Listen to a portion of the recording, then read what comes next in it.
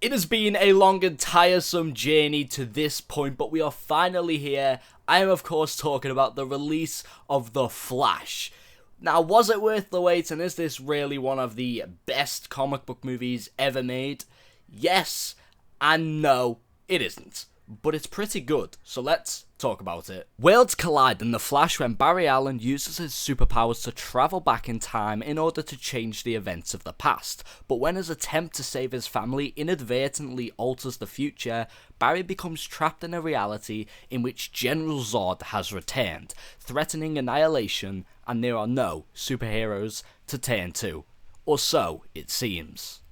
Now, I have had a very love-hate relationship in regards to my excitement for this movie due to the multiple, at this point, controversies it has been through, which I've made quite clear on social media multiple times. But nonetheless, I walked into the theatre with an open mind, dropped all my thoughts at the door, and I gotta say, I had a pleasant time with this film. Starting things off with Ezra Miller and their multiple performances within this movie. And real quick, there is a link drop down below in the description for all the accurate and up-to-date, as at the time of filming this video, information for them. They are fantastic and one of the two best things about the entire film. They play two of the same yet very different characters in the film almost seamlessly. Barry 1 is more mature, experienced, and has lost a lot in life, in which is a direct contrast to Barry 2, who's very immature and childlike, and someone who, due to not experiencing many forms of loss, takes a lot of things for granted.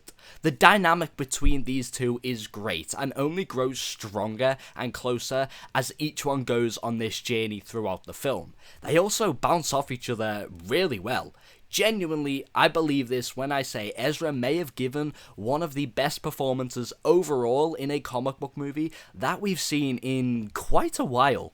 You can tell how much they care for this role, and how much they care for this character and world from not only their performance, but also from how expressionate they are over him in the behind the scenes of this movie so far. The second greatest part to this movie, who is tremendously fun, is Michael Keaton's glorious return as Batman. You wanna get nuts? Let's get nuts. Something I at one point was also very conflicted about. But he is, as I said, tremendously fun. And while I didn't grow up in the 80s or 90s with his Batman directly, I still got a great kick out of seeing him return. I love his Bruce Wayne. I always have, and I probably always will. And I like his Batman. So seeing both sides of them here was a real delight. And he's actually really serviceable to the movie. He isn't just here as a quick flyby cameo, which we will get into with other characters later on. He has a genuine role in the film that advances both his character since we last saw him, as much as it does move the story and Barry's along. You're strapped to your parachutes. Hey, where's yours?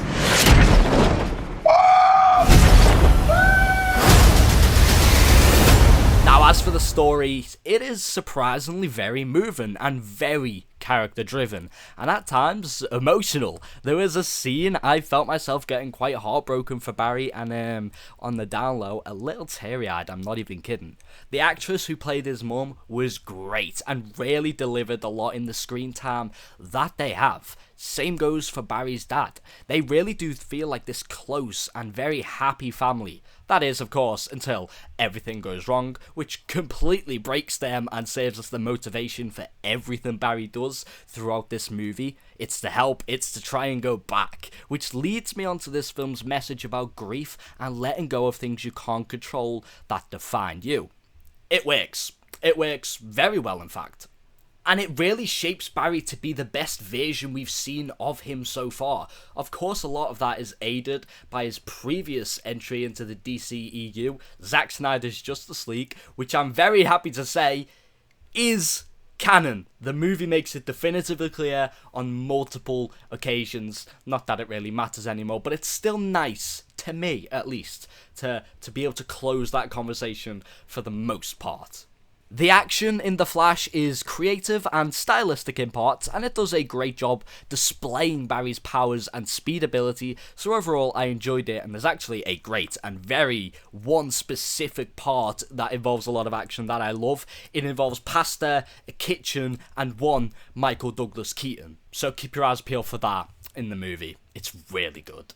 With also a nice callback to the Snyder Cut. Now, before we move on to some of the not so great and very ugly things about this movie, I want to quickly talk about the greatest Batman, in my opinion, who has ever dawned the screens, Ben Affleck. He is my favourite Batman and my favourite Bruce Wayne of all time, and they are in this movie for what feels like longer than they actually are. He is fantastic and a beautiful continuation, apart from one or two lines, from his appearance and arc in Zack Snyder's Justice League. He was amazing here. His action was great, and he was the most comic-like we've ever seen him. And I gotta say, the blue works. When we can't see what it actually looks like, because in any standard scenes where we can see what the whole suit looks like, it doesn't look as good. If this truly was Ben's Swansong, which may or may not be the case, then I'll feel contempt with it, even if we were originally promised so much more from him. He has delivered every single time. And no, Justice League 2017 does not count at all. Now on to the negatives of this movie, and specifically one that I think would be extremely ignorant of me to not mention. It is the cameos, or the use of cameos in this film. Some are great, some are very cool, and very fun nods to DC's history behind the scenes.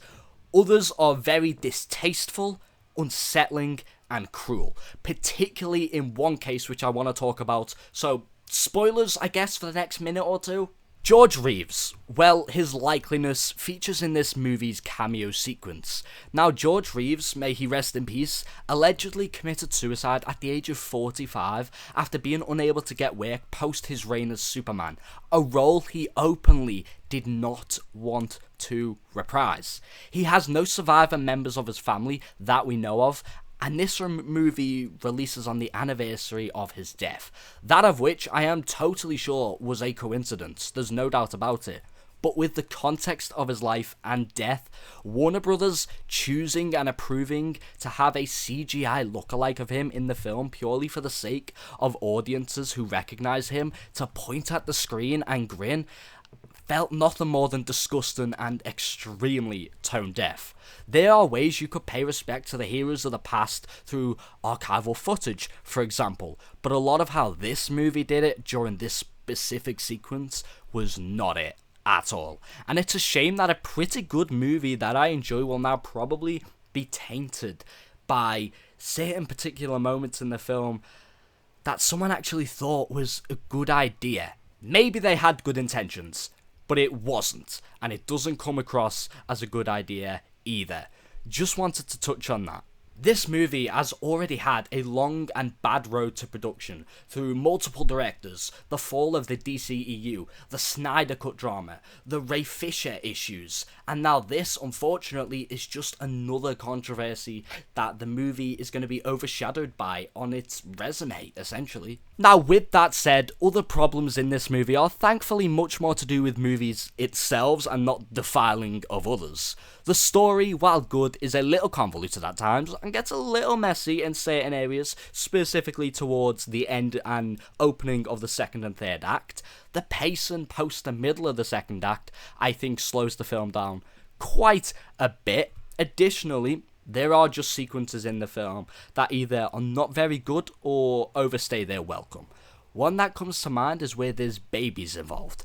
It was a fine sequence, but then it got casually more as it went along. Just a little too long, in my opinion. And the CGI, as a lot of people have mentioned, sucks a lot of the time. Not always. Sometimes, as you can clearly see in the trailers, it looks great. Other times, it doesn't. Now, apparently this was actually an intentional decision on part of the creators of this movie. And if that's the case, I get that, I understand that, I sort of appreciate them trying to do something different, but the issue is it looks like this weird mesh of photorealism and just very, very bad CGI, and if they wanted to be stylized, they should have had it be just so much more definitive and be very clearly stylized and defined. Instead, it does just look like bad CGI. Now on to another very big problem with this movie, in my opinion, The film wants to have this giant third act climax, and so it brings Man of Steel into it in a sort of attempt to rehash or redo parts of that movie for this alternate timeline. It doesn't work. It does not work. It feels unneeded to get where the movie ultimately goes, and I think there would have definitely been more than one way you could have got to there whilst having the grand climax that, of course, a lot of blockbusters these days want. That would have just been better. Michael Shannon in the movie as General Zod doesn't feel present. He doesn't feel like he's really there or really even cares, which, to be fair, he's basically admitted that he didn't. So playing in a sandbox that is originally created by Zack Snyder, by the way, Man of Steel is one of my all-time favourite movies, and it's my favourite comic book movie of all time, so maybe that's why I didn't enjoy this sequence as much, but even in the context of the film, I didn't enjoy it. Playing in a sandbox originally created by Zack Snyder without purpose or any of his touches just faltered the film really to me. Everything during this part of it felt lifeless. It felt like massive visual noise, and that's not a phrase I ever really use. It felt like once we entered the whole sequence in the film, it lost a lot of the heart and character-driven emotion that it hit a stride with until that point. Character, heart, and soul is such a huge part of this movie, and when it loses that, you can really notice it. Thankfully though, after it manages to pick itself up and get moving again in a emotional and moving sequence that involves both Barrys and the villain of the movie, who's fine for what the story needs.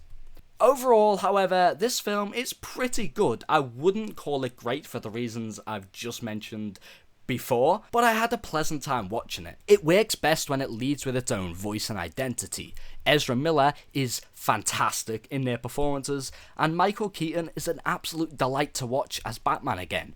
It packs heart, humour, character and fun into a very cohesive feeling DCEU world, so much that I'm actually going to be very upset to see it go.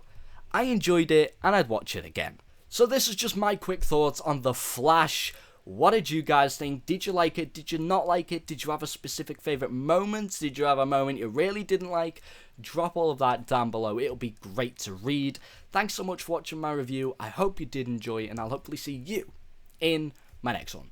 Take it easy, guys. Bye.